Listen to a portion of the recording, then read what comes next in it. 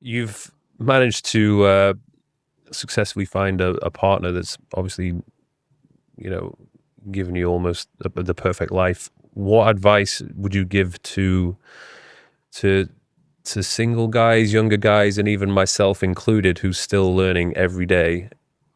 What is the perfect partner for a specific individual? How do you find that? It doesn't exist. You'll find the partner when you're sort of ready. Finding the partner is more about you than the partner. I mean, obviously you want to find someone great, but you're a successful young man making good money who's handsome. You're going to have your problem isn't going to be who to partner with, it's going to be who not to partner with. So it's more about when you're ready.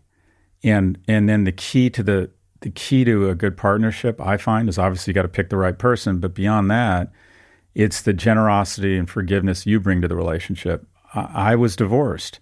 It wasn't my partner's fault. It was my fault. I saw relationships as a transaction. If I wasn't getting as much from a friendship, a professional relationship, a romantic relationship, I was upset and angry. And what I realized is that you got to put the scorecard away and say, all right, what kind of boyfriend, what kind of husband, what kind of father, what kind of friend, what kind of business partner do I want to be? And then just live up to that and hope that you're on the positive side, that you add surplus value, because keep in mind, it's natural instinct to inflate your contribution and minimize theirs. So if you are constantly keeping score, you're going to find that you're unhappy and upset all the time and dissatisfied with your relationships. And we didn't talk about my book, but what I found in the research is the difference between being financially secure and super wealthy is a function of character. And that is people who bring a great deal of forgiveness and generosity and love to their professional and personal relationships, such that they aggregate a number of really loyal allies. And the best way to build wealth, the best way to build happiness is, again, in the agency of others. And that's romantic and professional partnerships where you forgive each other, you're generous, and you really work on each other's happiness, and you commit to adding surplus value, not keeping score. Would you say, I think I've heard you talk about this before. I mean, obviously there's the downsides of being a man in a position where you have almost no opportunity, or like it's so difficult for you to find a partner or even to date. But on the opposite end of the spectrum, there comes disadvantages of having too much choice.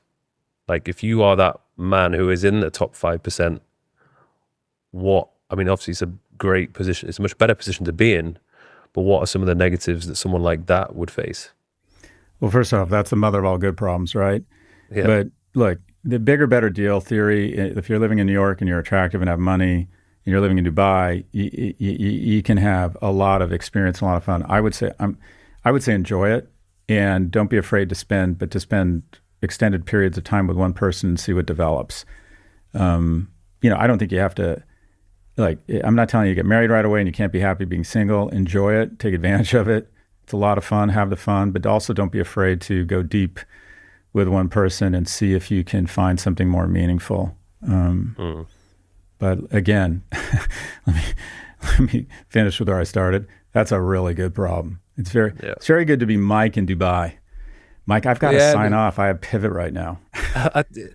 A lot of people would look at me now and they think it's always been like that, but it certainly wasn't. Like in my teenage years, I was very confused and angry and didn't really know what was going on. Like, luckily I was surrounded by a lot of good guys because I was very sporty. So I played a lot of rugby.